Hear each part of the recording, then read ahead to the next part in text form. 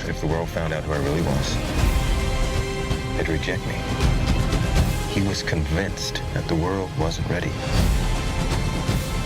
What do you think? What's the S stand for? It's not an S. On my world, it means hope. Well, here it's an S. How about Excuse me. All right, so we had and with that segue, we have to get into Man of Steel now. With that segue. Yes, with that segue. So yes, I'm in the camp that I do prefer Man of Steel to Superman Returns as well. However, this movie is a gross overcorrection to Superman, because everybody complained about Superman didn't punch nobody. So all right, they had to have him punch a lot of people in this one. Yeah. All right. So if you all don't mind, if you all don't mind, right? So this is going to be a very, very, very interesting review here, right? So quick preamble, right? So 2013 movie's about to come out. I would never forget seeing the first trailer. I think it came out in the afternoon. I think it was. I think it didn't come out like exact 12. I saw it in the afternoon, right? And just being blown away by it. In particular, just the music by Hans Zimmer. When you hear that song, especially when it reaches this crescendo, it still gives me chills to this day, right? So I was like, hells yes, I need to see this movie, right? And okay, so this, as you know, Trace, as Cece said with the Superman Return stuff, yes, they hate Zack Snyder with a vengeance, right? For me, yes, I still think that 300 and Watchmen are his two greatest works, in my opinion. Right. I still, I own 300. I unabashedly own it, and I love that film to this day, right? And Watchmen, I think, is his crowning achievement, right? Where he takes his hyper-stylized, ultra-violent style and works it into, a story like Watchmen, right? But I can understand, even back then, why people didn't like his style and, his creative choices and all that kind of stuff, right? So, I think like a week before the movie actually came out, I think there was a teaser that came out, where they incorporate the whole "you are not alone" message that you see in the film. Yeah. I remember seeing okay, we do it a little bit more creative. All right, cool, right? Yeah. So for my first time viewing of the film, I remember enjoying the film, right? But I had a couple of issues. This was at the time where I just started writing, reviews, like movie reviews. I was in my second year of doing so. So I actually have a written review of it. I'll actually put it in the description to this video here, right? So I had issues with the non-subtle Christ imagery. Dude is 33 years old in this movie. Dude is 33 years old, not 27, like in the Donner film, but 33 though. Which is silly because if it's supposed to be a Christ imagery, I remember Dad brought this up. He's like, well, if the whole thing is that he's supposed to be Christ, so why you don't show up when he was 30? Like, and then I see you. That's a good point. That's a good point. Yeah, that's a good point, right? Right. Exactly. And then, of course, the destruction of Metropolis, which I'll get into later on, right? I remember giving the film a 3.5 out of 5, right? At the time, right? So my issues were the whole mopey, depressed alien that was posing as both Clark Kent and Superman.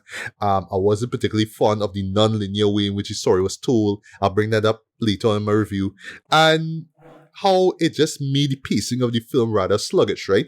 And I still feel so. Like rewatching this, I still feel like the non-linear style to things, which of course it was copying Christopher Nolan, and yes, his production company Syncopy was involved. So okay, well, it worked with Batman Begins and Dark Knight, right? Because keep in mind, and Dark Knight Rises, I forget to mention too, because Rises came out before this, right? So yeah, let me just try to do the same thing too, and it just slowed the pace of the film, right? A little too much in my opinion, right?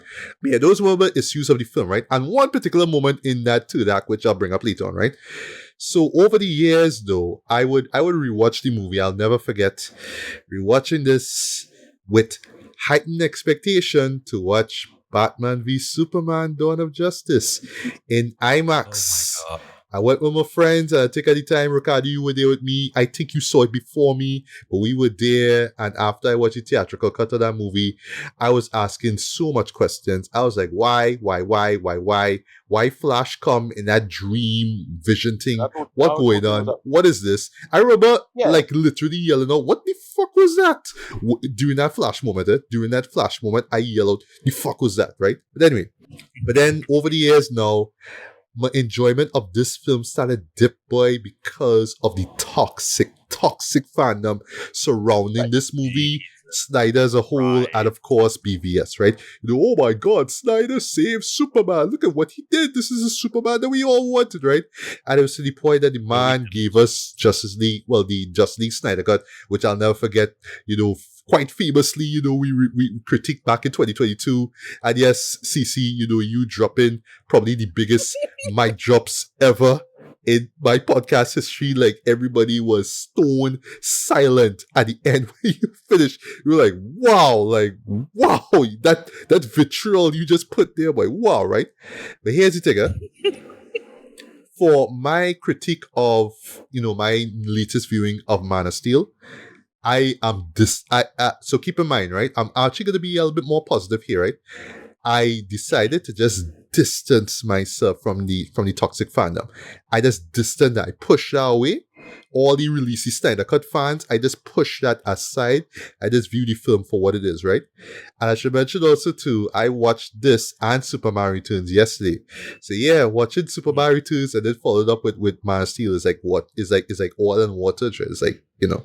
But for me, Man of Steel absolutely nails the grandeur that I wanted from Superman Returns. The spectacle that was lacking in that film, right? You know? What I will say, the opening sequence, entertaining as all hell. I like that we get to see a new version of Krypton, so to speak, and whatnot. I didn't mind Russell Crowe as Jor-el, right? Yes, you could have cast any other, you know, British or Australian actor, but no, it had to be the Gladiator himself, right? And he does a decent job, right?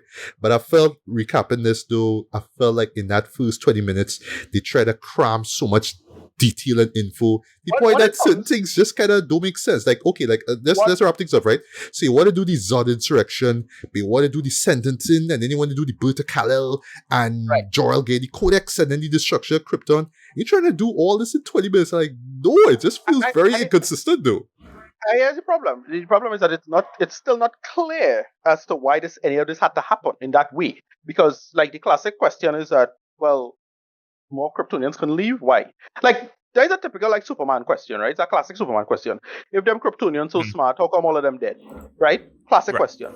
Right. Superman the Animated Series and other versions, but Superman the Animated Series in particular does a masterful job of answering this question. They put almost all their faith in Brainiac, and Brainiac betrays them, right? He straight up lies to them, but they had good reason to because he's Brainiac. He's like, he's super smart, blah, blah, blah. Right? In this, they leave. They already have colonies, and then they come back. And none of it is cleared up. And I was thinking, look, at the time, it was not a big deal. Because thinking, all right, well, in future movies, they're going to answer this question. And they never do that, right? It's never answered in any meaningful way as to why they had to come back. It's like, they like home. Did they need to be there? It had colonies. We know this. They say that in the movie. And then, like, why? Why they come back home? Is that ever explained? Is it ever explained in any meaningful sense, in my humble opinion? Why? I had my own nerd rant and explanation for that in my own rewrite. I always felt they should have, like, I thought in the future movies they were going to answer this. This is why the biggest mistake is not this movie, but the fact that this movie didn't have a proper sequel. That's the problem. Yes. Right? You go straight to Batman and... This movie has the same problem as The Force Awakens. It's a movie that's a decent start, but it needs sequels to build on what it is putting down. And unfortunately, with Force Awakens, some of that was built and expanded upon in Last Jedi, and then Rise of Skywalker came along and just absolutely blasted it all to hell and back. Man of Steel, Superman never got his own dedicated follow-up. Yeah, exactly. No, so revisiting the film, you're left with the fact that there's a lot of setup for what could be really interesting. And I will say, on record, of Zack Snyder's brief stint in the DC universe, this is the best film. Yeah. Agreed. Powerful point. Yes. There's one that had it felt like an actual vision. That's one. I mean, again, this movie have its problems. We'll get into them.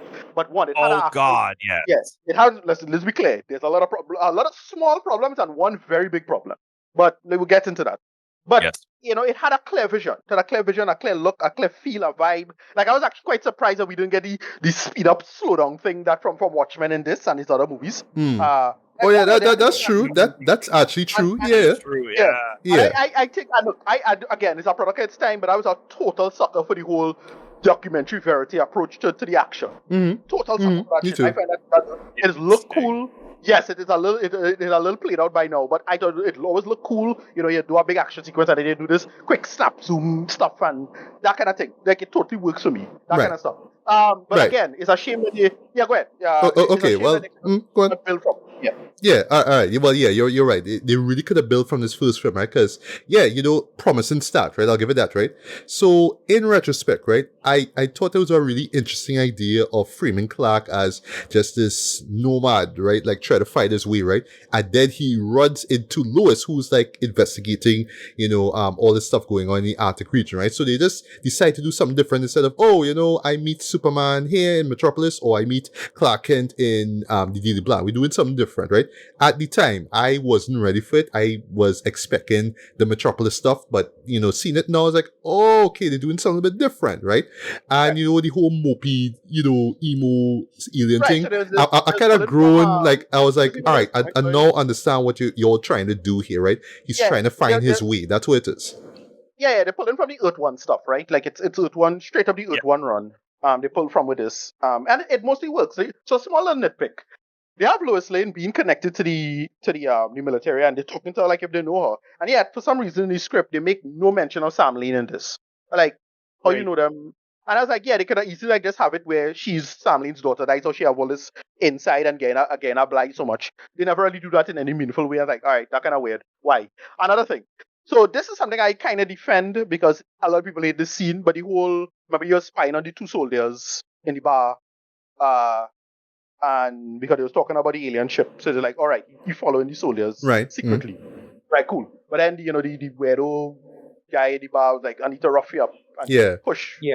And fun fact, right? I saw what you mentioned when we talk about the official, the official trailer and teaser trailer for Superman. Yeah, dude takes a beer can, throw it in the head, throw it at Clark's head. Right. It's like, that's where they get the idea for James Gunn movie. Oh, okay. Right. Yeah.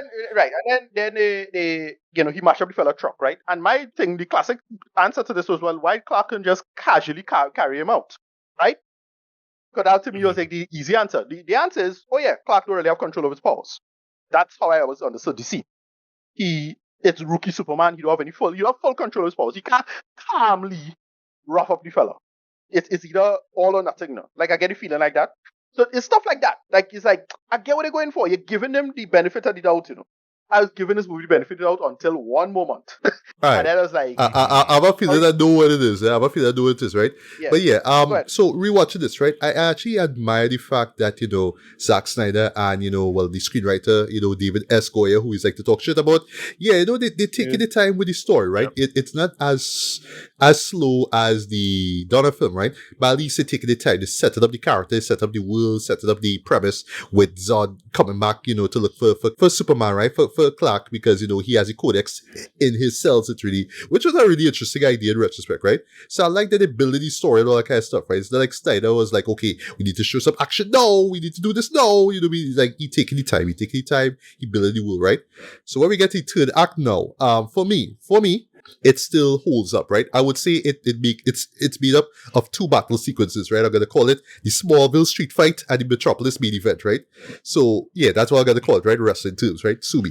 But anyway, so what makes the first one work for me, right? At the time and today, is that it felt like this was a live action version of the superhero smackdowns that you would see in the Superman animated series, in Justice League Unlimited, and the direct-to-video films, right? Where they just took things to this earth-shattering, almost bordering on DBZ, over the topness, but you got this in this movie, right? And I thought that Snyder was like, he knows how to do this stuff very well, right? But yeah, no slowing down, no speeding up like he did in 300 or whatnot, right? But For what he did here, it worked though. And yes, boy, it is just as exhilarating as when I saw it for the first time, boy. Just the punches, the kicks, of course, hands him a score, just heightening and everything up. I didn't need the product placement. I didn't need that at all. I hop and say it's like 7-Eleven. What? Right. But that moment with Superman fighting off the General Zod and his army was badass too. Just that moment where Superman swoop in on Zod and is like, "Don't ever attack my mother." I was like, yes, this is what we talk about though. It is so badass, right? No, I wish it was more emotionally driven though. I felt that way when I first saw the film. I still feel like this today, right?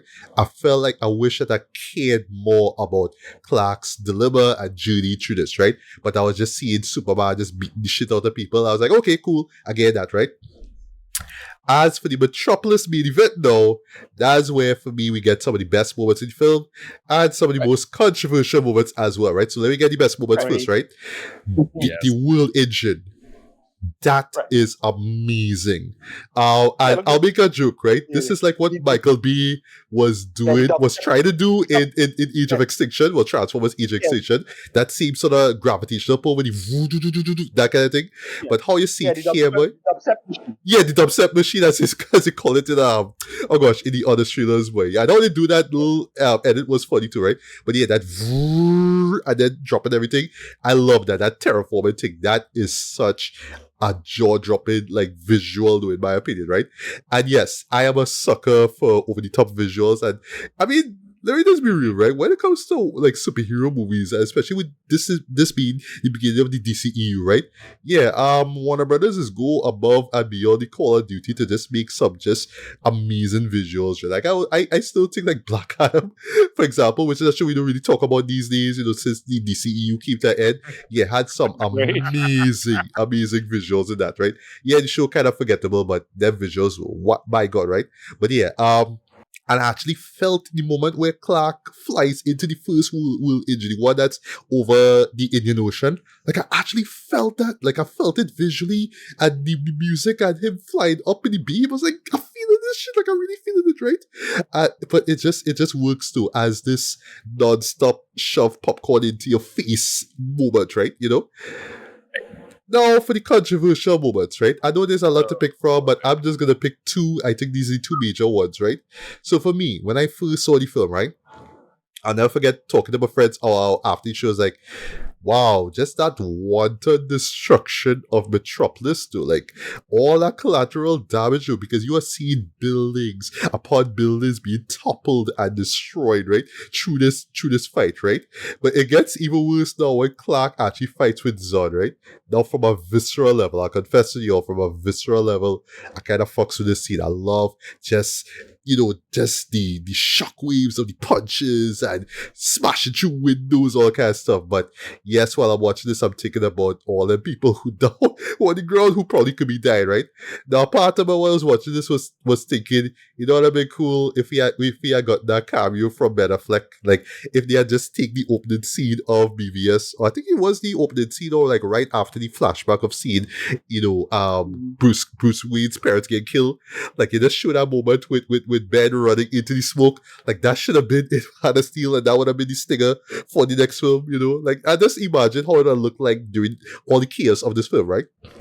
But yes, I would admit I was one of many people who was like, wow, understand what Clark is going through right now mentally, but dog, you're not even concerned about the people on the ground though, and what going on with them, they could be died, right? And then of course we get to the most controversial moment, right? I put controversial in quotes, right? Because yes, after the scene came out, a lot of people, were happy about this, and no, Clark should do this, Superman, that's not Superman, man, and all that kind of stuff, right? For me personally, this is not a moment that I spend even after I saw it, right? I didn't go on Reddit, or if Reddit was alive back or was existing back then, I didn't go and watch YouTube videos about people complaining about that moment. I saw it, I had my view on it. My view has changed over the years, but it's not a moment that I think about and be like, I just wish that Zack had done this better, right? Even though, yes, Zack should have done this better, right? This, of course, is the train station scene and where Clark has Zod in the chokehold, or sleeper hole, basically, and Zod finally awakens his I-beam powers and he aims it at his family who's cowering in fear, right? And, Clark is like, don't do this. Like, no, I want to, something like that, something along that line, right? And then Clark now, with quote unquote, no other choice, snaps his neck, right? When I rewatched this, when I saw this moment again, right? I was like, he could have flown away with him. He could have. He could have, like, try to gouge his eyes or something. Not pull his eyes out, but like gouge his eyes or something. I'm just thinking last minute, right? What he could have done in those first few seconds, right? What he could have done. He chose to snap Zod's neck, right? Now, for me, Yes. Zod is an asshole. So it's like, all right, well, they're dead. Okay, fine, right? That was me back then, right? But I could understand why people was turned off by it, especially because it's Superman doing this, right?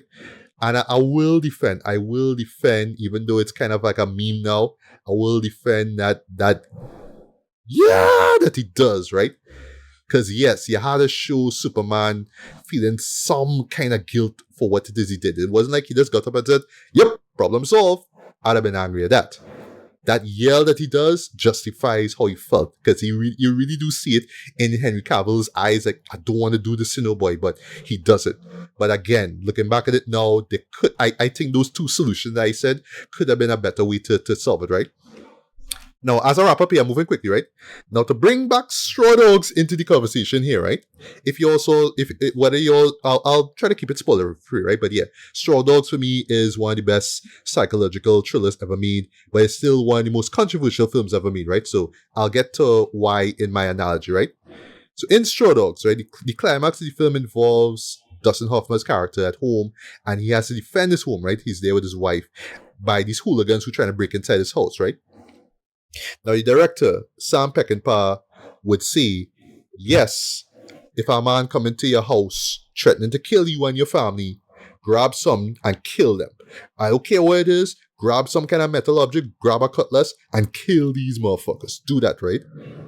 Now, if you were to watch it from a moral standpoint, you could say, he had no choice. They were going to kill him, then they were going to attack his wife. So that's why he does what he does, right? But then in the end, he's morally gray about it, right? He becomes a monster. He becomes way worse than the attackers themselves. And that's the point of the film, right? So you can look at it and say, oh, that's the overall point of the movie. Like, Dustin becomes a villain at the end of the film because he pushed himself to be overly violent, right?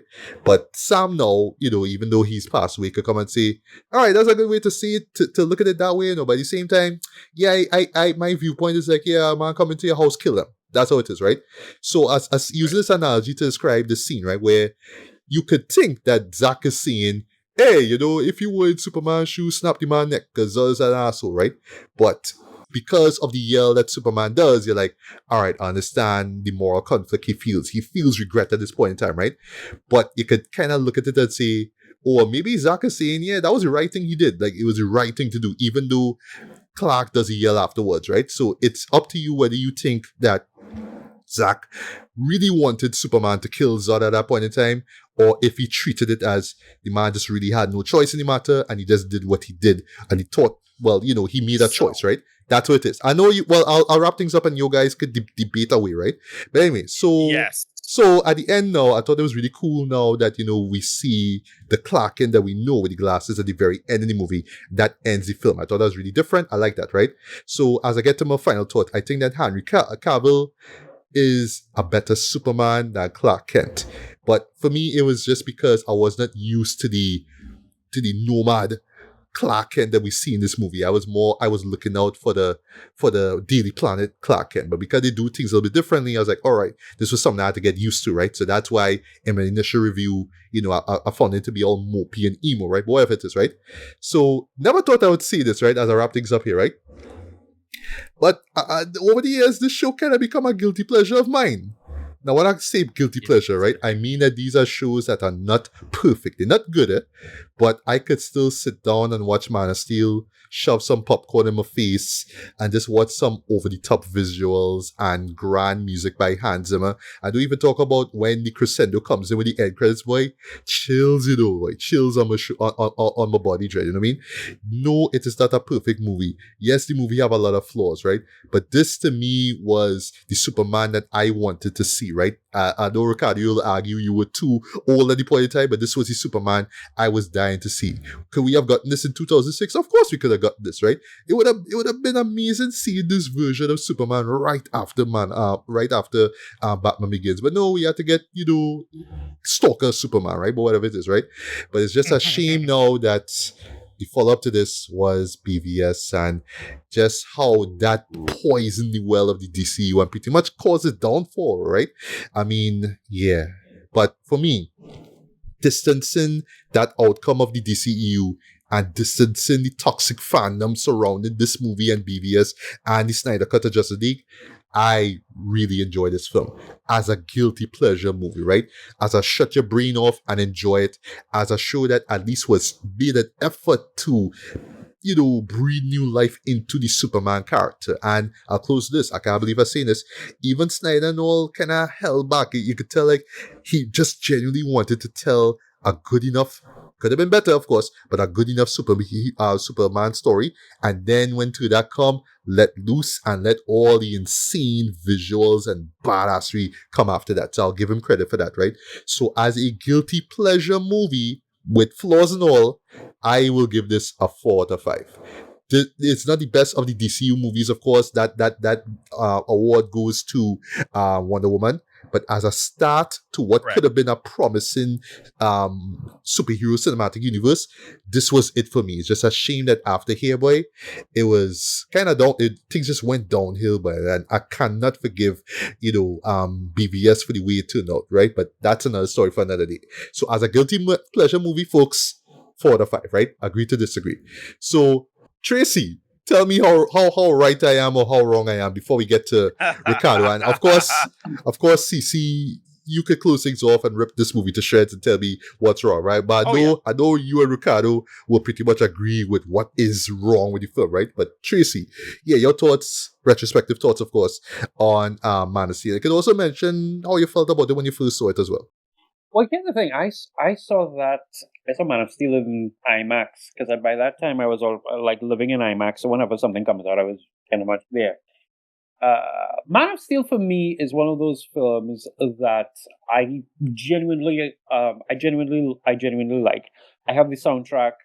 I have a section of a soundtrack that is just pretty much that end piece of music that Hans Zimmer makes there. It's called "What Are You Going to Do When You're Not Saving the World?" That's the thing that Martha tells him. That kind of Superman theme. So that is 100% there. My feelings for Man of Steel, I wish I could do, and I guess I should probably start with this. I wish I could do like you guys in terms of separating the fandom from the act.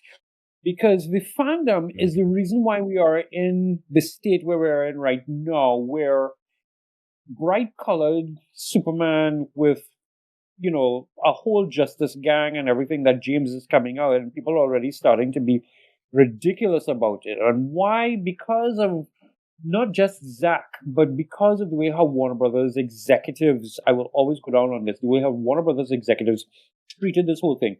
You could have done the scene where you had you had this movie, you had BVS, Justice League. You could have put it on pause for a little bit until he got time to recover because he had a tragedy in his family.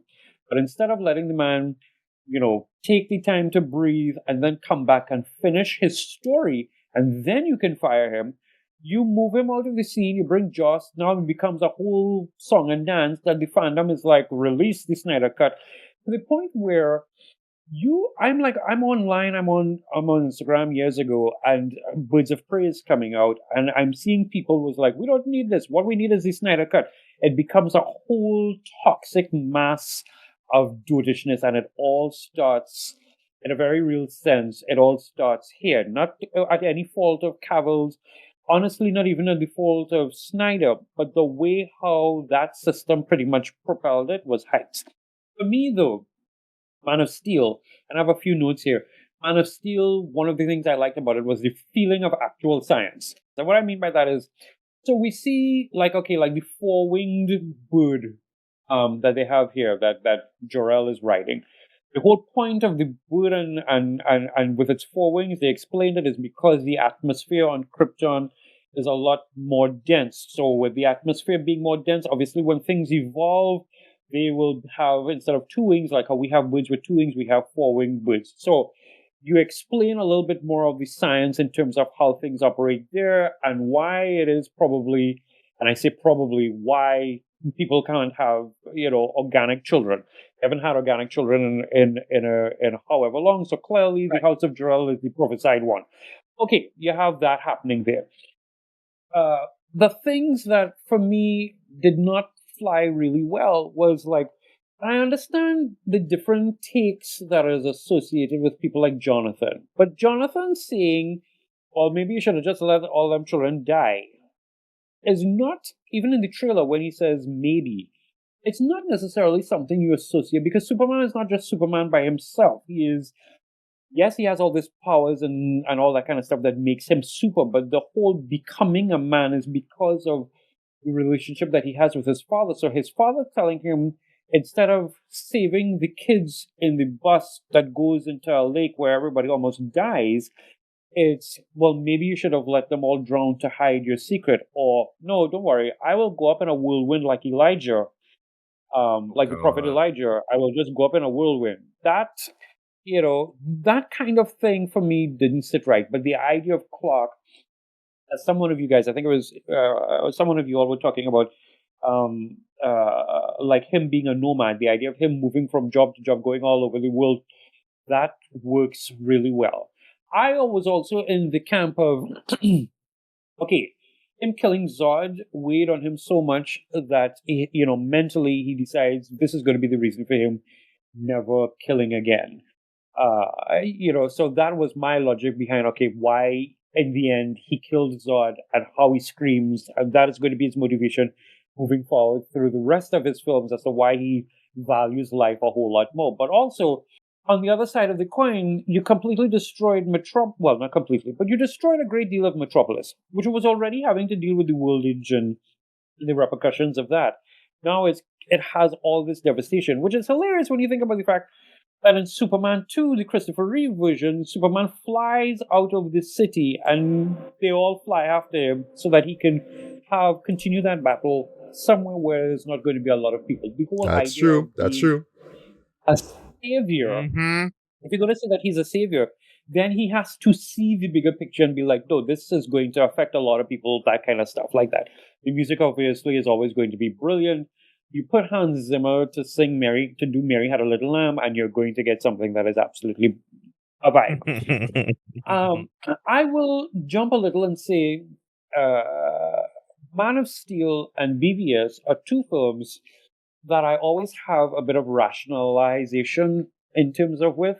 So, like, I will go into BVS, and obviously, and this might be a very lame duck kind of explanation, but for me, it's always like, okay, BVS is Bruce's 9/11. So, how do people act when 9/11 happens? They start hating on everybody, etc., etc., etc. This is why Bruce acts the way he is, and this is why Superman acts the way he is. The unforgivable thing for me is, well, in two parts. One, having him completely dull out for like about a whole 90% of the movie, and him saying that infamous line of, I guess no one stays good in this world, and then flies off to fight Bruce. That is the whole heights for me. And then, of course, the whole debacle with the Justice League and all this kind of stuff. Hilariously, Henry Cavill, I have to confirm that, but I think there was a report that said Henry Cavill played Superman more times than all the other actors by virtue of him doing cameos in like Black Adam and him in what was it? Some of the other films and that kind of stuff like that. But Man of Steel as a great intro to this new Superman is something that is still solid, and it's something that I still liked about. Excuse me, it's something that I still liked about it. Fun fact: the scientist who is the Kryptonian scientist who was on the ship taking Kal-El's blood. Jack, sir. I could never really remember his Kryptonian name, so thank you for that. But he was one of Lex's clones in season 10, episode 1 of Smallville. Okay. So like when he thought, Oh, yeah, wow. when Clark thought that Lex was alive, and it's like, no, he's not. I am one of the clones of the creator. It actually is that same guy. So it's like, okay, brilliant. I like this. I like this Man of Steel. I really did like this Man of Steel. It's not something that I would throw out with the garbage. I would still watch it. Like I have it digitally, so I'll still watch it or queue it up ever so often. But I feel like there are missed opportunities. There are dynamics within it that could have been tightened. Again, if you're going to have Jonathan be Jonathan, then lean into Jonathanisms, and that's not really a thing, but lean into Jonathanisms. One of the things I didn't necessarily need was like, okay, Clark is in the church there, and we're seeing, the picture of Christ reflected not too far from him. We already knew that Superman was a messianic lack of character, so- subtlety in them, very much. Although I will say, I rationalize it because he's from Kansas, and Kansas is part of the Bible Belt, if I'm not mistaken. So that's going to be part of his daily life, anyhow. Coming to Oh, God, get, no. solace from, from the priest. All in all, this movie has its flaws. You're right, it does have its flaws, but I still very much kind of dig it. I really like it. So I will give this. I give this a 3.5 out of 5, and it was like, if it's one thing that I will give Snyder a thing about on the whole is like him actually trying to introduce everybody. Now, I will end my rant by saying this. The problem is people like Snyder and Goyer didn't know how to shut up when this movie came up. Because the goodwill that you had about the film, when you start talking about nerds in basements not having sex, or how stupid people are to think that their heroes don't skim out money from the top and involved in corporate espionage, and that's what Bruce was doing. That is the point where my whole feeling for you just kind of goes down, because the idea of heroes is that they're supposed to give us something to look to. So saying these kinds of things, just shut up, please. But yeah, that's me. Right. So, Alicia, please tell me that you agree with Tracy and I that, Man of Steel isn't as bad as, I expect, Ricardo and Cece will see that it is. Actually, yes, I do, because I've watched Man of Steel over and over again a lot of times, and even though a lot of people they're very critical of the Snyderverse, and they like to rip to shreds. I've seen some really bad reviews. I kind of like it because I actually have those movies saved, and I watch them over and over again. My husband actually really likes those films, and he really likes Man of Steel as well too. So yeah, I agree with you. And in terms of presence on screen, Henry Cavill came very, very close to me. That's why I consider him, like, after Christopher Reeve, ranking in terms of best on screen live action Superman. He is number 2 for me. The big shocker for me when they first casted Henry Cavill, and it kind of made me cringe a little bit, was the fact that he is actually British and not American. I had experience with the actor before because I used to watch this series called The Tudors. I don't know if you've ever seen it, Matt, but it's basically Oh wait, wasn't that on Showtime? I think it was. I think he used to run it there. Okay, so I'll confess. Last time I watched Showtime was when Dexter was big, so I remember the Tudors being advertised around that time. Now, but I didn't know he was in that. Right. Okay. Yes, he was actually King Henry's the eighth best friend, Charles Brandon. Well, they have a lot of clips of it on YouTube. You must check it out and see him. He was I would genuinely like to see that, but yeah, I didn't know that he started off. Well, I guess started off in TV. I didn't know that. Okay. Yeah, he was there, and actually, Henry Cavill goes way back. You remember the Count of Monte Cristo with Jim Caviezel? Yes, which I only saw one time. Okay, so I didn't know he was in that too. I mean, he's his son. He's his son. Okay. Very, very young Henry Cavill. Yeah. A baby face Henry Cavill is in that one. It actually makes me a baby face, lol. Yeah, you could actually see the little chubby cheeks. He's slim, but you can see the youth in his face. He's not all muscular or anything like that. You know. Yeah.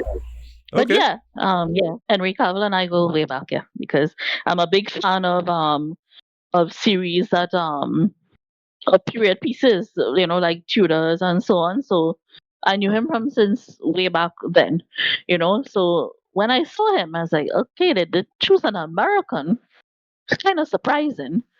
I know he's not going to have a British accent because I know that he could hide the British accent very well. I was like, okay, all right, I'll bite. Let's wait and see what happens. And I saw the trailer. I was not disappointed. And then Hans Zimmerman's score. My goodness, that score. I Um, know, boy. I know. yeah, Especially yeah. again, the crescendo, is when it The reaches to that crescendo. point, but it's like, wow, chills. Yes, yes.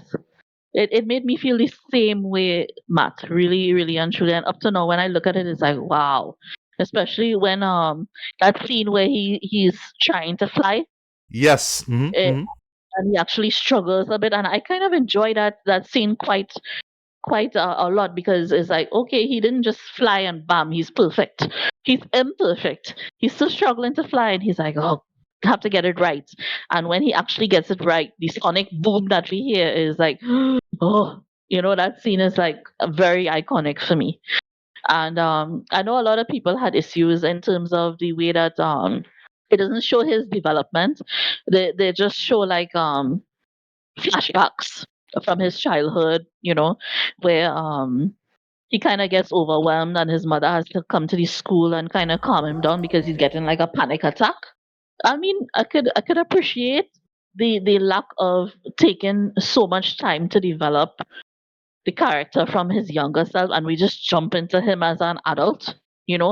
And I kind of like enjoy the darker tone of the film.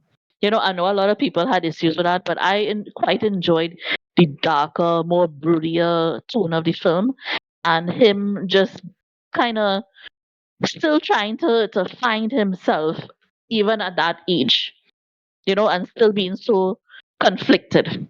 And he doesn't get grounded until he has this fight with Zod, and he meets Lois and ends up being in love with his life. That's when you see that the character actually starts to get grounded and so on, because we see that from Batman versus Superman and so on, which I know is a point of contention with a lot of people as well too. But the film itself, in terms of not having a hopeful nature and so on, I wouldn't quite say that. And because of its more rough exterior, okay, the fight scenes are very violent, so hence, I know other people have issues with with literal destruction of Metropolis during this fight scene. But to be honest with you, people forget that in the Superman 2 movie with Christopher Reeves, Metropolis is almost destroyed as well too.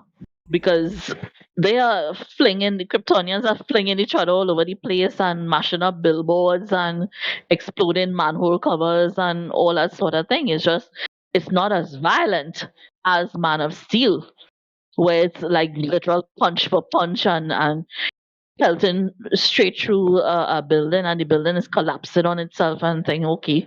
But if you're a character that I think about it, you've never met your biological parents. You don't understand the world that you came from. You don't know the history. You don't know what your real father looks like. You're gonna be internally conflicted for most of your life going into adulthood, because that is not knowing where your roots are. That's your identity. So you're gonna go try looking for answers.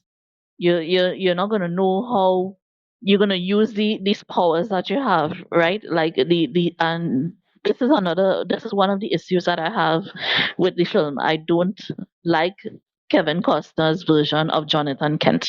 I personally don't have an issue with the actor, but yes, some of his ideals I will say questionable. I Yeah. know Ricardo has been alluding to that, since we started, but yeah, his Yeah, some of the stuff that he tells young Clark is kind of messed yeah. up. It's kind of messed up because okay, you're basically telling him to let people die because you want him to keep his secret, and I didn't that did not sit too right with me. And then the scene where he dies, it changed the way that Jonathan Kent dies, and that that is one of the major issues that I have with Man of Steel, because even in the comic books, all the different incantations of Jonathan Kent, he dies the same way, a heart attack. Even for goodness sake, even Smallville, that Jonathan Kent dies from a heart attack as well. So why would you change that? Why would you change that moment and turn it into to something like that? Because it's not that scene where the tornado is coming and Jonathan can't move because his ankle is twisted because he got crushed while trying to save the dog, right? Yeah, and then he does the And hand thing. It's like, no, no, no, don't come, don't come, don't don't come. And come then he back. That does, yeah, he gets swept up. Like, it doesn't make any sense. That particular scene doesn't make any sense. So it doesn't seem like okay, he sacrificed himself to make sure that Clark's identity stays secret. That scene, it just didn't sit right with me, I'd have to say. That's one of my sore points with Man of Steel. But once you get over that, I really like the moment where she finally meets Clark, and she doesn't meet him as Clark, the intrepid reporter for the Daily Planet. She meets him as this total stranger, and I kind of enjoy that storyline where there's this mysterious stranger helping people all over America, and she's trying to figure out who this person is. And then she meets the stranger face to face, and he saves her life. And the scene where it makes me cringe because I think about I don't know how she could even have the strength to scream during that cauterization moment, because oh, yeah, yeah, yeah. Mm-mm. I would pass out from the pain, but she is screaming on the place, and it's like, whoa. It's like, my goodness, I don't know how she could hold that pain. But from that moment, you can see that they have chemistry. That's another point too. That's a major strength for the film. Henry Cavill and Amy Adams had chemistry galore during that film, and whenever they were shown afterwards during the whole Snyderverse. Um, I don't know. I would have to mention very briefly in Justice League when he is remember when he is resurrected, right? Yeah, yeah. And the only thing that they were like, Batman is keeping that secret, right? That will be his trump card if things get out of hand. He know that from the time, no matter how lost Kal-El is, once he sees his center, once he sees Lois, he will calm down one time. So when he sees her and he grabs her and they fly off and she tells him, let's go home, That iconic scene where she has her hand on his bare chest in a cornfield, Oh, and yeah. she tells him, you smell good. And then he gets confused, like, didn't I used to be? Yeah. This scene is so couple like, it's another classic example of the very good chemistry that Amy Adams had with Henry Cavill. And it is seen in Man of Steel because he tried to protect her all the time, and when the Kryptonians wanted her on the ship and he wanted to protect her, but they insisted that she had to go on the ship. And he was like, well, he insisted that he wanted them to let her go and take him.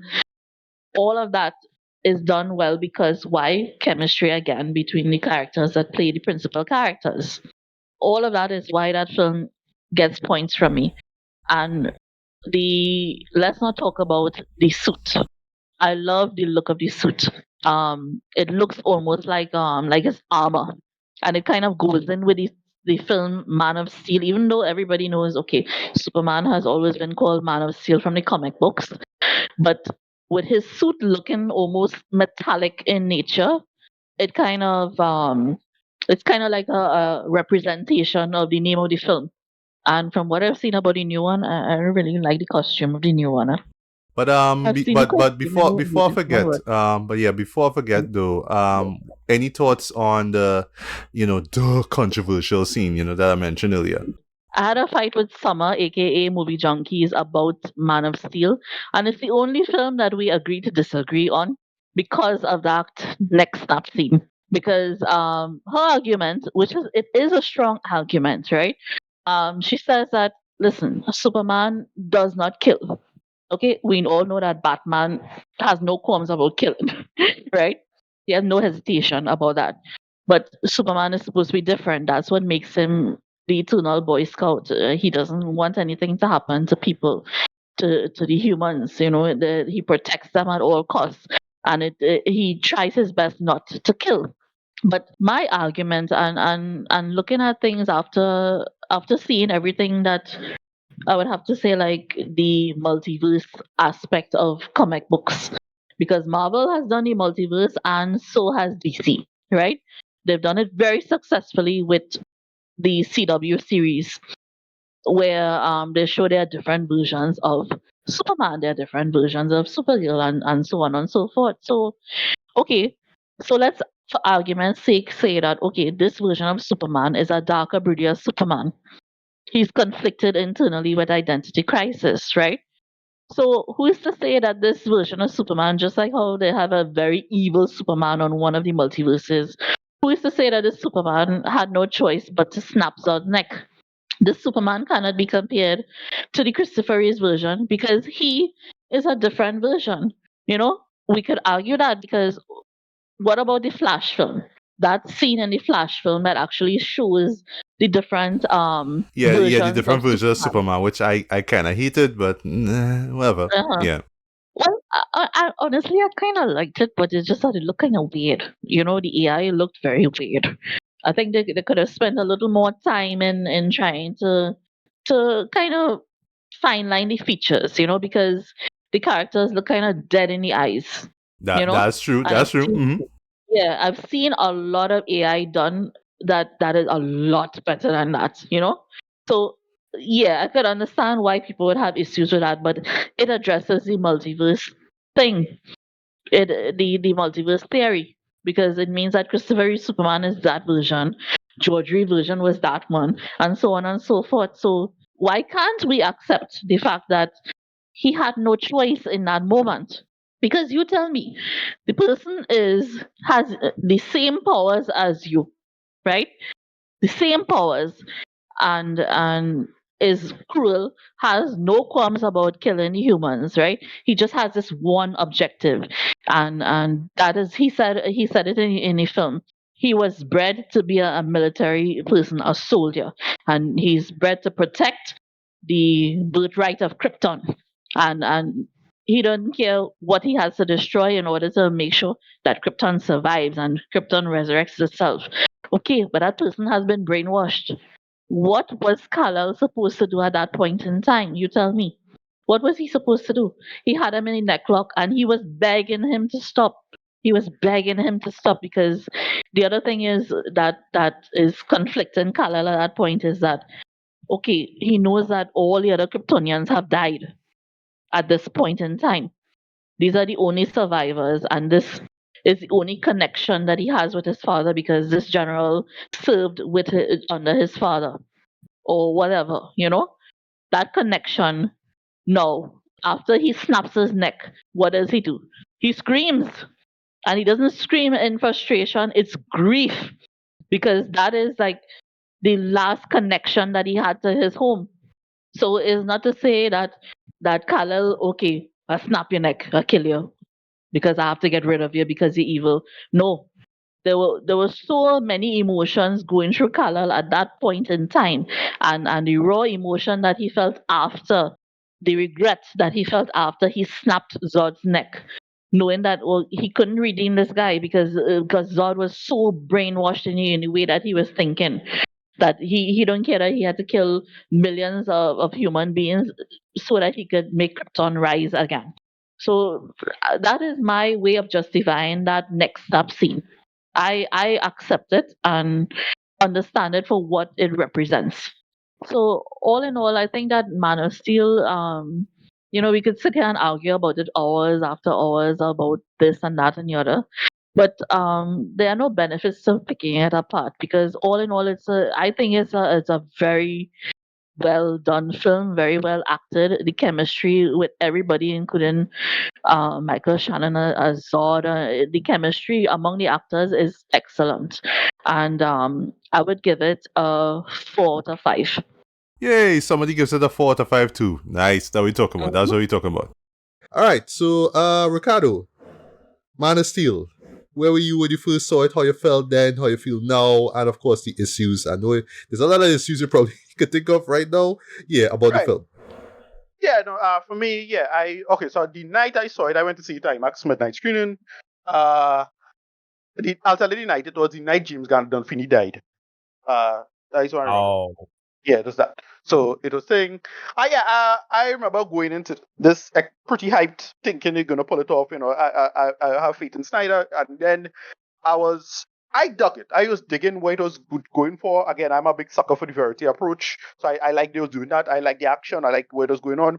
But then they did, the little small nitpicks I had was, oh right, I find I could explain Krypton a little better, whatever.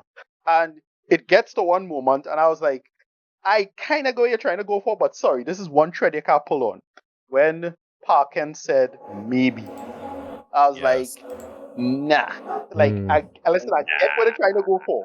Because they try to do the whole Coleman Reese from the Dark Knight thing, where, this is how you keep Clark's secret, blah, blah, blah. And you don't want, you kind of don't want to happen what happened to Clark, like what happened in Flashpoint Paradox. And I get all of it, right? But sorry, utilitarian Parkent is a big misstep. Big, big, big misstep. I get the logic. I understand what they're trying to go for, but sorry, that is one thread you can't pull on. Because once you do that, you completely undermine the characterization of Superman, in my opinion. Right? Totally undermine the conceit. Right? You basically have Homelander at that point. Right? It was the point. It don't work. It really don't work. But yeah, just the other world building things was kind of clumsy. One of the big problems I had was how they treat Lois Lane. Lois Lane makes very little sense after a certain point in this movie. Right? So she did in the plot line, but then they had to justify why she going on the ship. Like why she did. And then she had to justify why she going in the thing. And she Yeah, the other, I would admit that's really, really stupid. I'd admit that. Yeah, it became really clumsy and silly, and the whole thing just come across like, well, this is an Amy Adams contract to make sure she face on the screen at a certain amount of time. You have a minimum amount of minutes to make sure she on the screen, and that is in she can't. That's what it really felt. It was like, yeah, why is she here? Like, what the hell? Like it became silly at a certain point. The action, I enjoy the action. People say it was too gratuitous, and yeah, you're doing the anime Buddy the Mighty thing. Fine, but I dug the action. But it's one of those things, as I said, if I was younger, I'd love it more. But as I say, I grew up beyond maturity. That's what it felt like. Like it just at a certain point, I was like, yeah, I think I'm too big for this, and it's one of those things that just came way too late. So by this point, I kind of did give a shit okay, and I move on. But it's a tough one. It had me in an interesting space.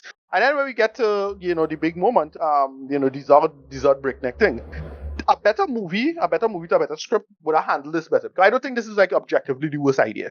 My main problem with it is that it really felt like the story trying to edit and tell me that Clark make an effort, but I'm not seeing him do things to make the effort to stop Zod.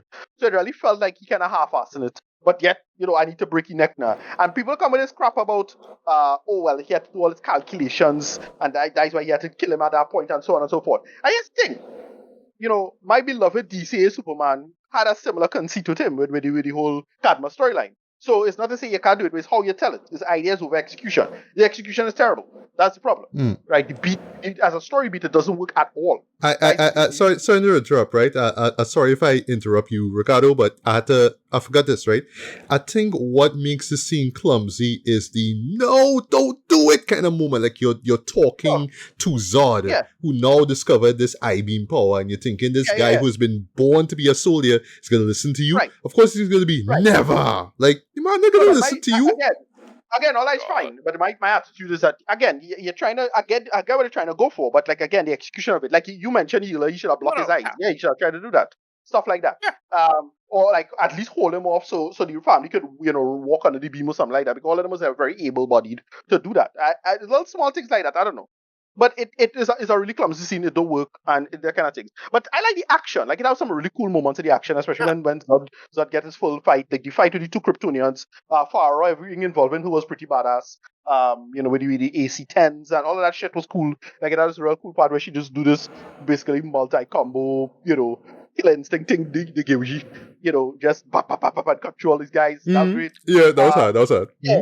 It has a great part, and again, I'm really glad I saw this in IMAX. And I wish this scene was longer. So the part where Zod just learns to fly, they start a fight, and then Superman does the double punch thing. He punch, and then the camera switch on the other side, and he punch with the left hand. And I like that. But there's this really cool part where Zod turns around and flies into the city, and then the camera comes right behind Clark and flies into, and it starts zooming in. And then you see him like cutting through the buildings real fast. That sequence could have been a little longer. Like that would have been really cool. I thought that was great. I'm going back. Speaking of flight, the original flight sequence, great, right? Love it, right? It have this that I forget the name of the song. Oh, I think it's called Flight, and it's a great song. Yes, I think so. Mm-hmm. Yeah, Clark, they do the jumping thing. So like, you hint at him having his old powers, where he could jump a tall building, and then he learns to fly later. All that is great. Like all of that is a big homage to the past. When Jor-el is explaining the whole thing, again, they didn't explain properly why it is that they went back home. That was never clear. But Jor-el explained the history. They showed the ship, and the ship looked like Clark's ship from the 78 film.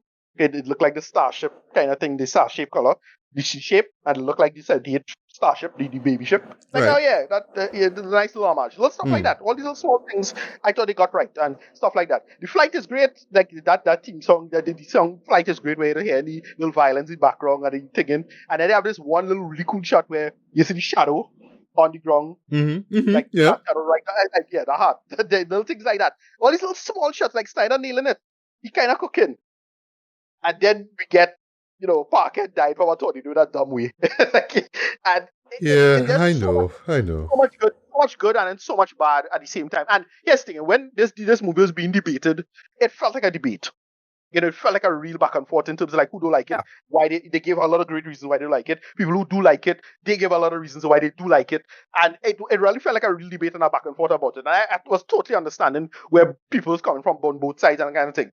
And then we it's a shame that we never get a proper sequel to this, but we get Batman v Superman, and Batman v Superman never felt like a real debate to me, right? Batman v Superman felt like talking to some like a flat earther or something. That is what Batman v Superman felt. Yes. Like. It never felt like, who liked that movie. I've never, to this day, I've never heard a good defense of Batman v Superman that didn't come across like complete like a parody or what parody or some kind of right winger types think postmodernism is. Like it just totally felt like gobbledygook nonsense arguments or something that just looking and cherry picking, moments to make it work. The only guy who tried something was Cinema Wins, and even I find he was talking shit too. Right? I've never heard a good defense of this movie. I have never heard a good defense of this movie as a whole. I've heard people defend occasional parts of Batman v Superman, and that's about it. So yeah, but going back to Man of Steel, it's a shame they couldn't build from this and work with this. Like the aesthetic of this felt like its own thing. It had its own approach and BVS felt like a different film in terms of its shooting style and whatever it is. And I don't know, like this, they had an idea and then they drop it, and it really felt like they drop it. Like, and I don't know why that happened. And again, we could get into the whole, different attitudes towards like what it should have done, why they could have done it, why this was played out this way, and so on. So look, that is Monday morning quarterback, and you can't really fix that. You can't fix the past in that sense. And yeah, it's unfortunate that they couldn't build from this in a proper way. And yeah, it's sad. It's unfortunate because it's something that in the camp of not flawed masterpiece or noble failure or anything like that, but just noble effort that could have worked, right? It could have worked, maybe. But yeah, again, the big problem I had with it was the whole utilitarian Park thing. That'll work. I get what it was going for, but it don't work. Sorry. And yeah, it's a real shame that they couldn't just have this come together, especially with the final action sequence. Like it come across as tone deaf. I get what they're going for because you had to do the 9/11 aesthetic, but nah. Yeah, it's just too much good and too much bad. But it's unfortunate that the whole thing just couldn't come together and gel together as well as it could. And I remember enjoying it in theaters, but like thinking about it after a while, I was like, yeah, that'll work and that'll make sense and that'll work and this is nonsense and so on and so forth. But yeah, I was digging. I was digging a lot of it for what it was trying to do and say, but yeah, it ultimately don't work because it needed other future films to be better, and that's why it really do work. Because it's kind of like how I feel about Matrix Reloaded and Revolutions. I like Reloaded, but it needed Revolutions to stick the landing, and it didn't. So that's why Reloaded kind of don't work. The same problem. retroactively it makes the film worse, and because the future films reveal a bunch of really stupid shit like Martian Manhunter, it makes Man Oh of Steel kind of yeah. worse in retrospect. Mm-hmm. Yeah, it's like, oh God. well, that make this worse in retrospect. Like, what the fuck? Like, there's all these little dumb little things now. It's a damn shame. But I really wish like if we could have created the alternate timeline where Man of Steel they made a bunch of better decisions pivoting off of Man of Steel. Because like when Man of Steel, like my last point, when Man of Steel was coming out, everybody was complaining about Man of Steel and they think that Superman and this, that. And in my head, I was like, all these critics writing Lex Luthor dialogue for the next movie, Like that's the first thing I was thinking. They could have built on that. Just build on that sheer idea of Superman fucking up and not saving more people in the city.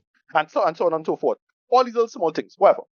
That's how it is. It's really unfortunate because it's a movie I still have no problem defending, but yeah, it just has so many problems that just really, really pull it down for no good reason. And just because of just weird, unusual decisions and it kind of frankly baffling decisions at times. But yeah, they just try to be, it almost feel like a kind of recalcitrant film. Like it just need to be, I'm not your dad, Superman. That bullshit now. But it gone out of its way to be like a needlessly rebellious, and it ultimately don't work. And then it get worse and worse as time went on with the DCU.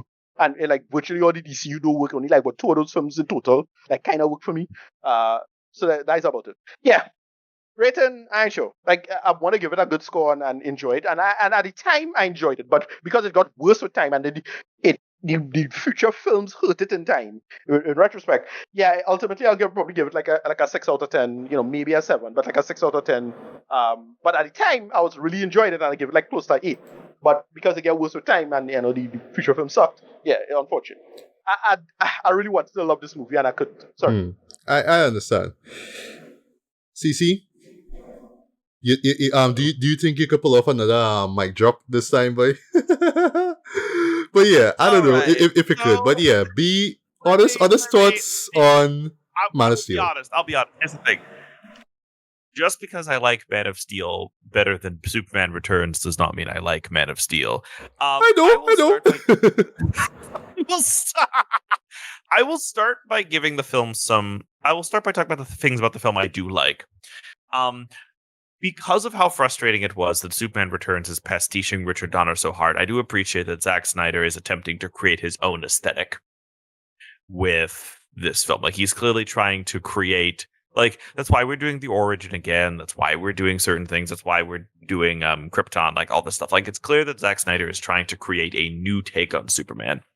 And to be clear, I think that Zack Snyder has gotten worse as a filmmaker over time. I think that his early work, there's a lot of strength there, but his time with the DCU and specifically his experiences with fandom have made him a worse artist, and he has gotten worse. Again, this is why I didn't even bother with Army of the Dead or his Netflix Star Wars movies that you guys suffered through. Yeah, lucky you, CC. Lucky you.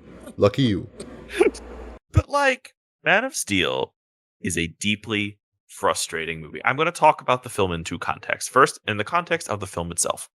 Like Ricardo has flagged so expertly, it is a film that is aggressively a first installment, and it is leaning on later installments to flesh out certain ideas and resolve certain things. But unfortunately, if we take the film as it is, we are left with a Superman who, I don't know, I just feel as if Zack Snyder is more confident and more comfortable with Superman than Clark Kent.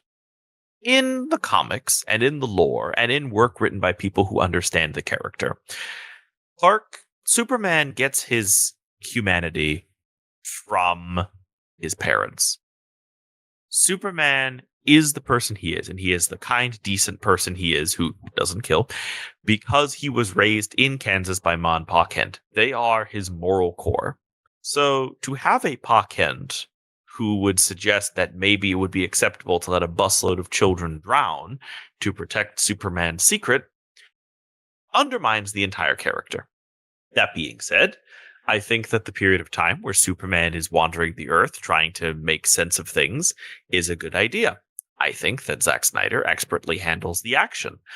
I My personal preference for superhero movies is more color, but I appreciate the idea of a particular distinct aesthetic when it comes to the more muted color scheme of this particular film.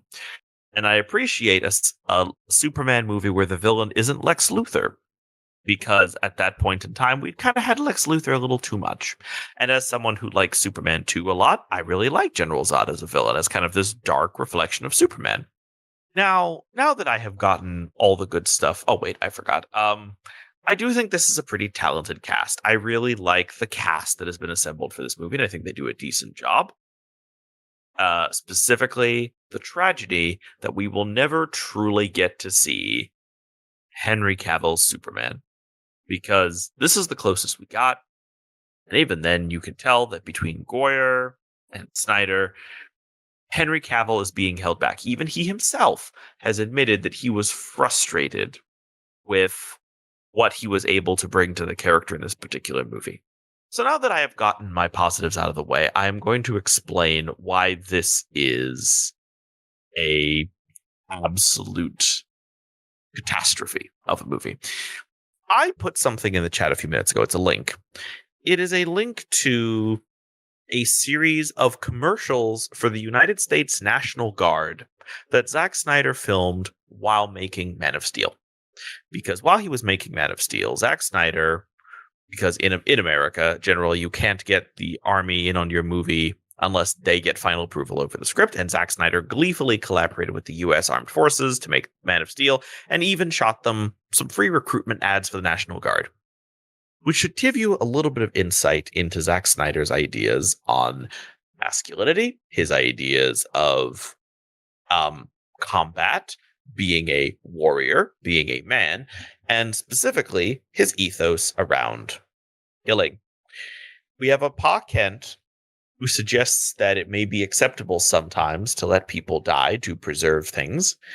And we have a scene where Zack Snyder, because here's the thing about the problem with Superman killing Zod. It's not that Superman kills, although I do think Superman should never kill. It is that David S. Goyer and Zack Snyder contrive a scenario where Superman has no choice but to kill. The thing about that scene that's so difficult, and the reason so many people hate that scene, honestly, is because it's contrived. Zod's laser vision only kicks in at this moment. They're like, Superman doesn't fly away. He doesn't force Zod's head upward. It is so painfully obvious that the writers are forcing Superman into a position where he has no choice but to kill. And when you realize that, you go, oh, between that and the Pa Kent thing and all these commercials for the National Guard I've been seeing on TV around this movie, I'm starting to get the impression that Zack Snyder really has this idea of heroic violence, and that a big part of being a hero is being willing to kill. Yeah. Like this really lean into that whole neocon sheepdog metaphor nonsense, you know. Like it really leaned into that stuff like that. And listen, if that's the concept you're going for, fine. You could. That's not like necessarily a terrible idea. For a superhero movie, you could get into that debate if it should apply at all to Superman. Not the worst idea, but again, ideas over execution. Because we get that with Superman and thing, in the DCAU sometimes, the but oh boy, contrivance. That's the problem. And as the films go on, it becomes clearer to me. And again, it's so difficult because at this point, I am forced to talk about the sequels.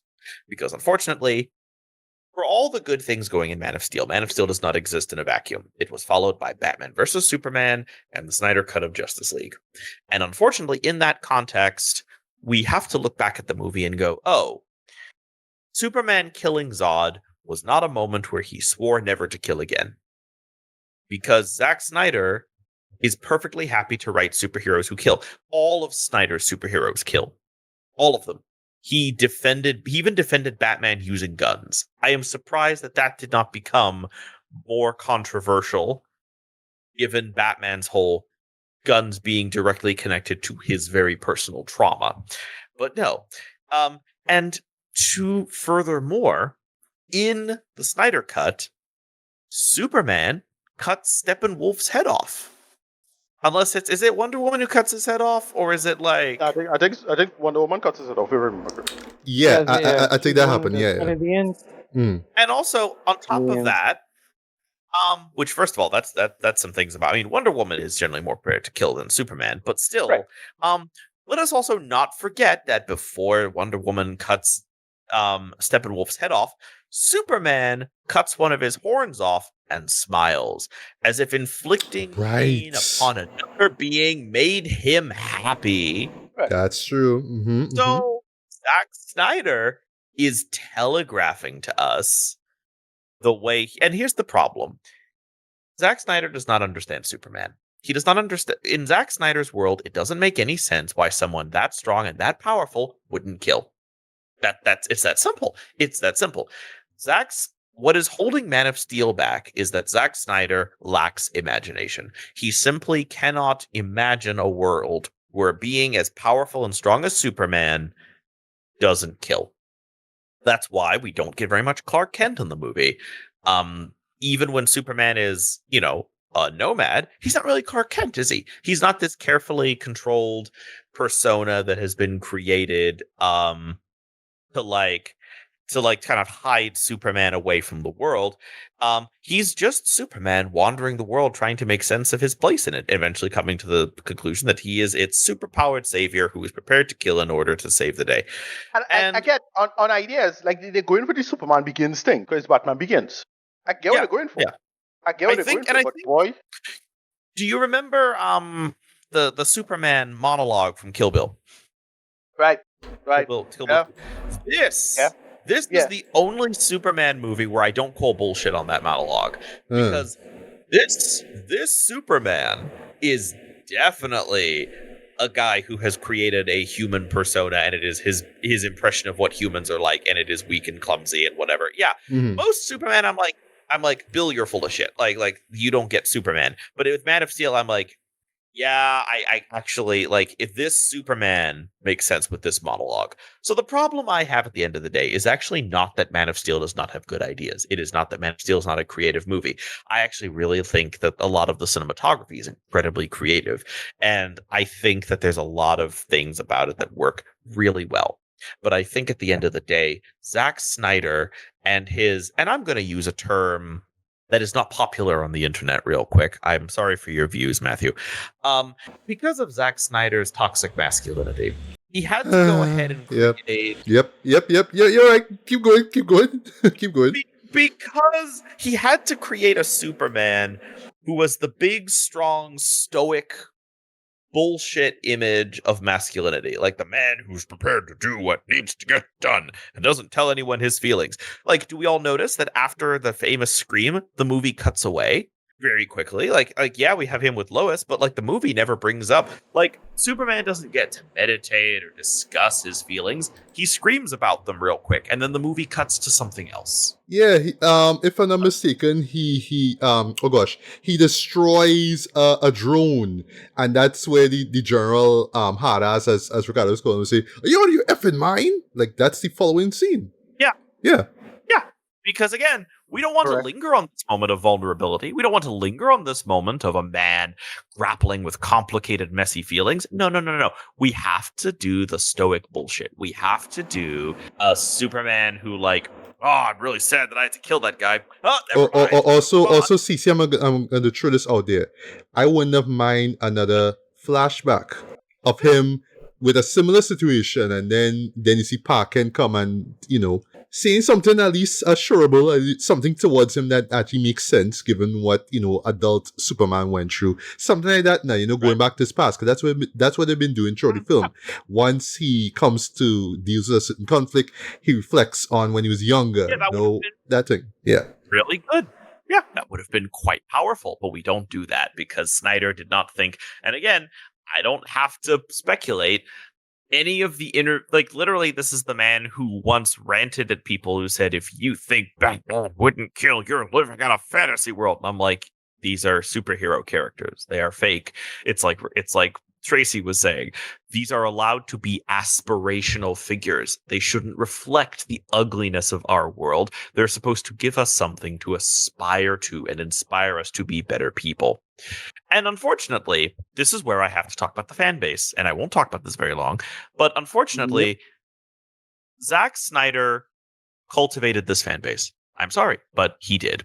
The movie he created, and especially Batman vs. Superman, and how that film doubled down on all of this film's ugliest, darkest, most like toxically masculine, like nihilistic young.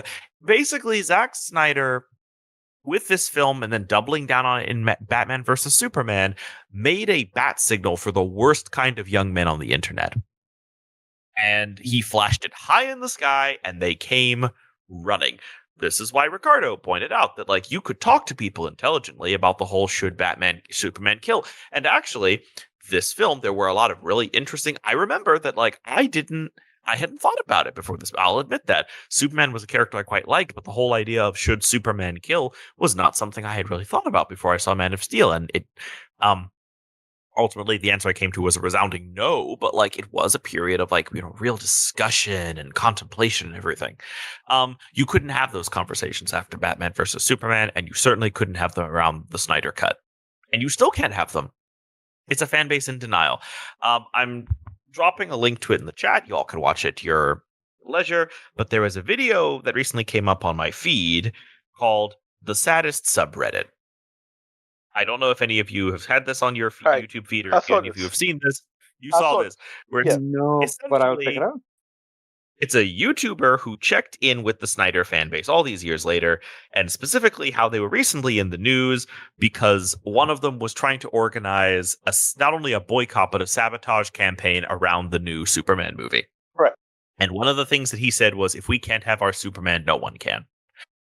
And I think that that's kind of where I mean, like, I don't have the same level of anger in myself towards Snyder and his fan base that I had in 2020. I really don't. Because, 2022, or when was it? Oh, whenever it was. Because in 2025, Zack Snyder and the army of young men that he cultivated around his vision for DC Comics on film are fucking irrelevant.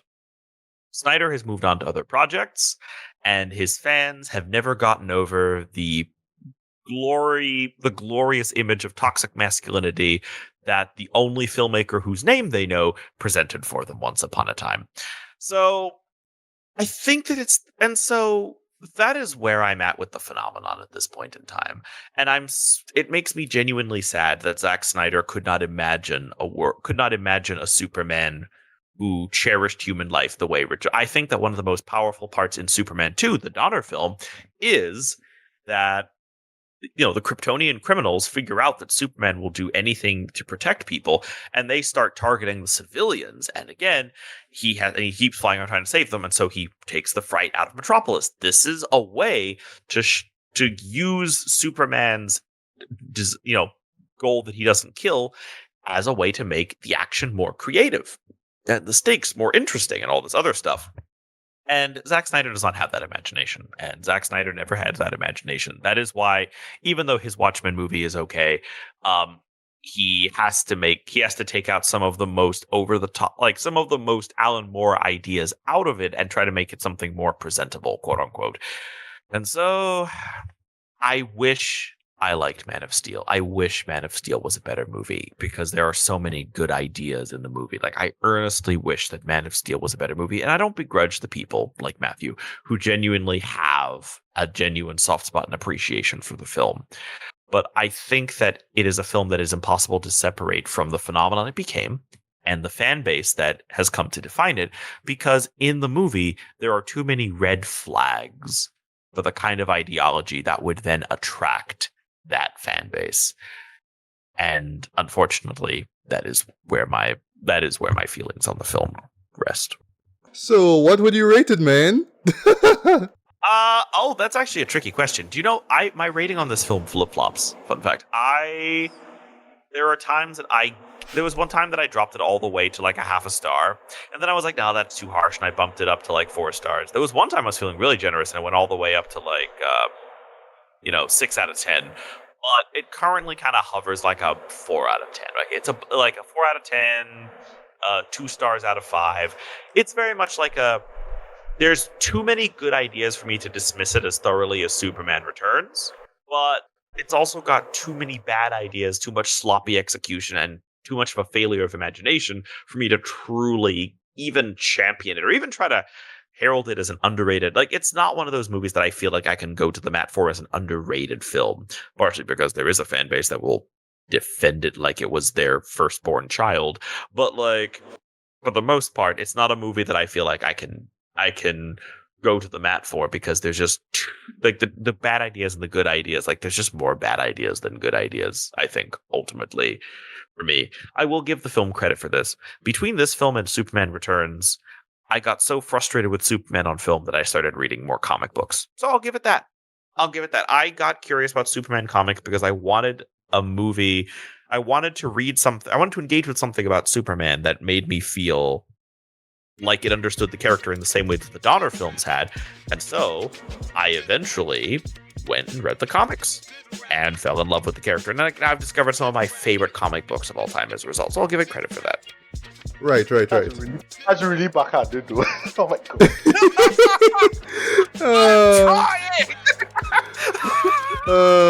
It was. Well, up next to In Gun We Trust Superman. Up next, James Gunn's Superman.